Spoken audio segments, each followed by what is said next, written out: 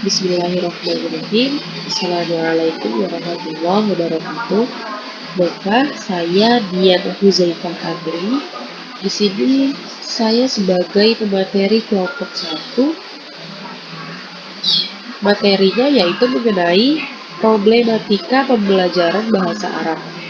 Dan di sini saya pertama kali akan menjelaskan tentang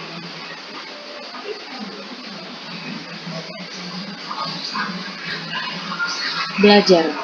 Nah, belajar adalah suatu proses perubahan di dalam kepribadian manusia, dan perubahan tersebut ditampakkan dalam bentuk peningkatan kualitas dan kuantitas tingkah laku seperti peningkatan kecakapan, pengetahuan, sikap, kebiasaan, pemahaman, keterampilan, daya pikir, dan lain-lain kemampuan. Lalu ada pengertian pembelajaran. Menurut Undang-Undang Nomor 20 Tahun 2003, pembelajaran adalah proses interaksi peserta didik dengan pendidik dan sumber belajar pada suatu lingkungan belajar. Lalu, karena kita membahas problematika pembelajaran bahasa Arab, yang pertama kali kita ketahui yaitu pengertian dari problematika. Apa itu problematika? Problematika adalah suatu kesenjangan yang mana antara harapan dan kenyataan yang diharapkan dapat menyelesaikan atau dapat diperlukan. Lalu selanjutnya ada problematika yang biasanya muncul dalam pembelajaran bahasa Arab bagian Arab terbagi menjadi dua bagian, yaitu problematika linguistik dan problematika non-linguistik. Penjelasan selanjutnya akan dijelaskan oleh teman saya, yaitu Saudari Uzdifa Intari. Baiklah, saya akan menyampaikan materi tentang problematika linguistik. Yang pertama yaitu adalah tata bunyi. Sebenarnya, pembelajaran bahasa Arab di Asia Tenggara umumnya dan khususnya di Indonesia sudah berlangsung berabad-abad lamanya. Akan tetapi, aspek tata bunyi sebagai dasar untuk mencapai kemahiran menyimak dan berbicara masih kurang diperhatikan.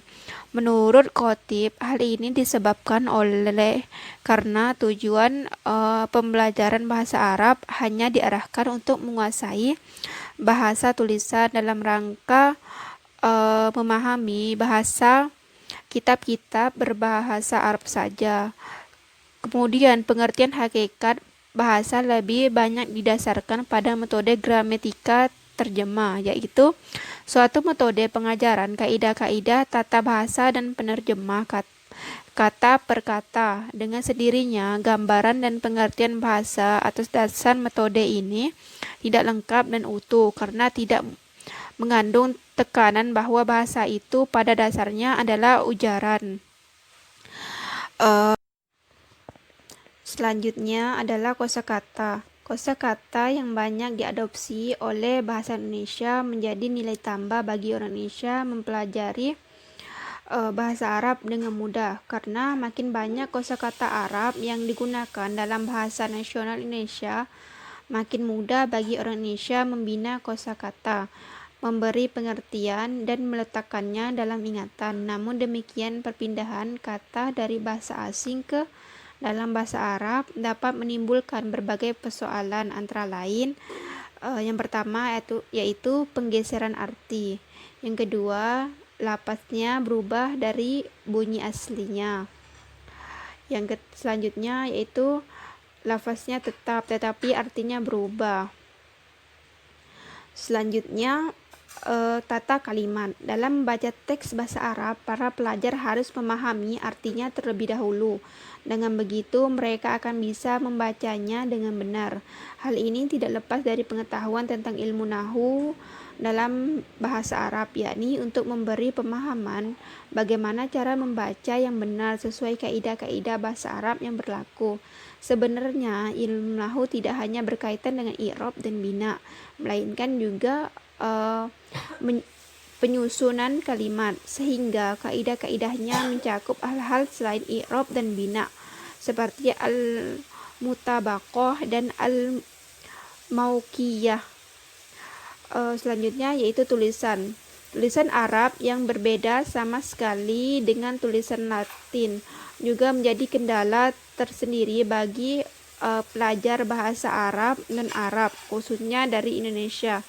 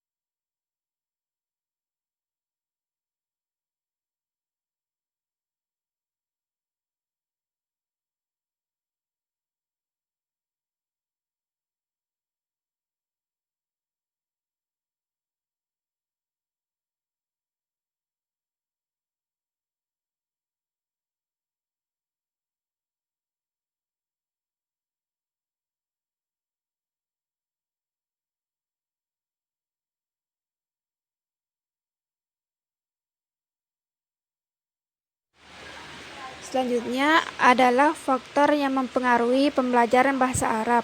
Yang pertama adalah tujuan pembelajaran yang hendak dicapai. Yang kedua, faktor guru. Yang ketiga, kurikulum yang diperlukan atau yang digunakan. Yang keempat, metode. Yang kelima, fasilitas yang ada di sekolah. Keenam, latar belakang siswa. Ketujuh, waktu yang tersedia. Mungkin hanya itu yang bisa saya sampaikan. Assalamualaikum warahmatullahi wabarakatuh.